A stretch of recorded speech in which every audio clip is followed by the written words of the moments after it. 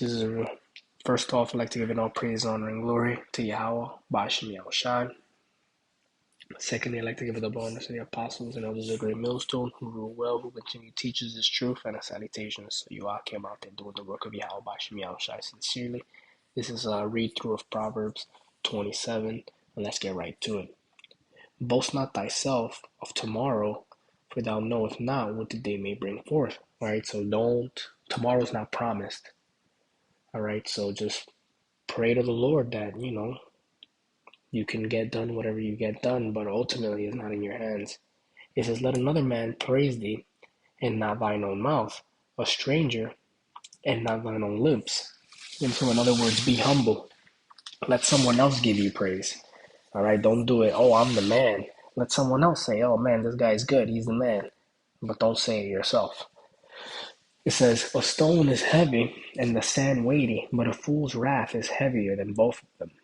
All right, so a stone is heavy and the sand is also dense and heavy and weighty, but it says a fool's wrath, so the wrath of a fool is heavier than both of them. Wrath is cruel and anger is outrageous, but who is able to stand before envy?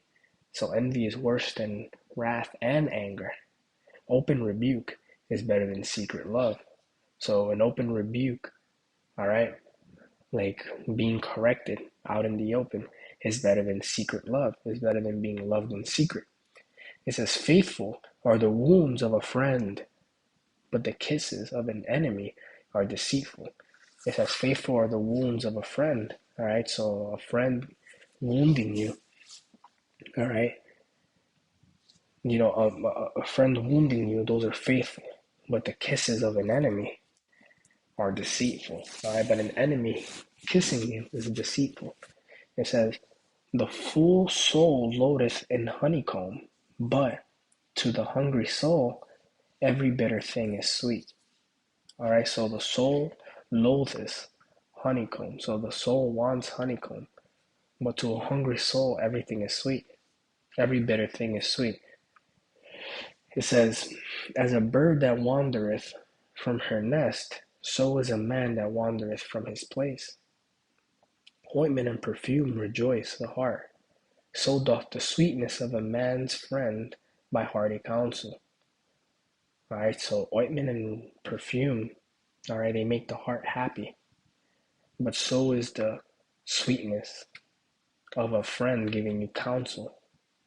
It says, thine own friend and thy father's friend forsake not, neither go into thy brother's house in the day of thy calamity. For better is a neighbor that is near than a brother far off. So you're better off going to help from a neighbor that's nearby than a brother that's far.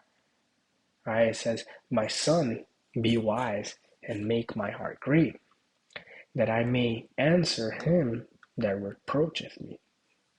A prudent man foreseeth the evil and hideth himself, but the simple pass on and are punished.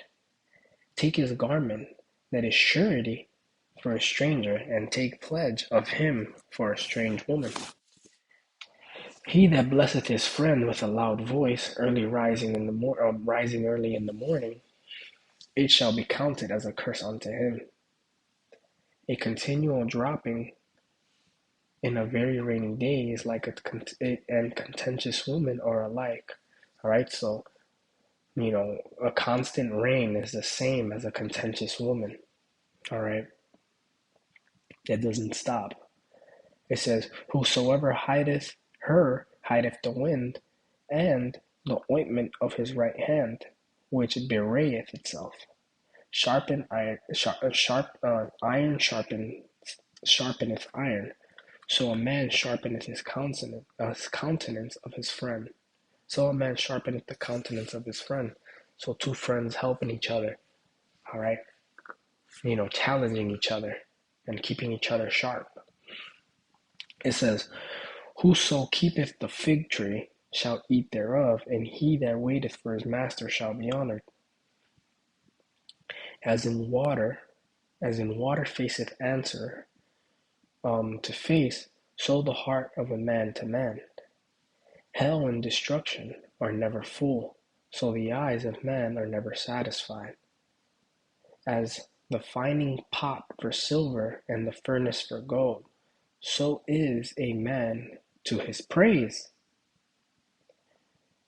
Though thou shouldest braise a fool in mortar among wheat with a pestle, yet will not his foolishness depart from him. Be thou diligent to know the state of thy flock. All right, so be diligent to know the state of what's going on in your flock. All right, and look well to thy herds. For riches are not forever, and doth the crown endure to every generation? All right, so riches are not forever. They're only for when you're alive. And doth the crown endureth forever, for every generation? And will your crown always be, within the family? In our case, Lord willing, I'm one of those men, and for the case of the nation of Israel, yes.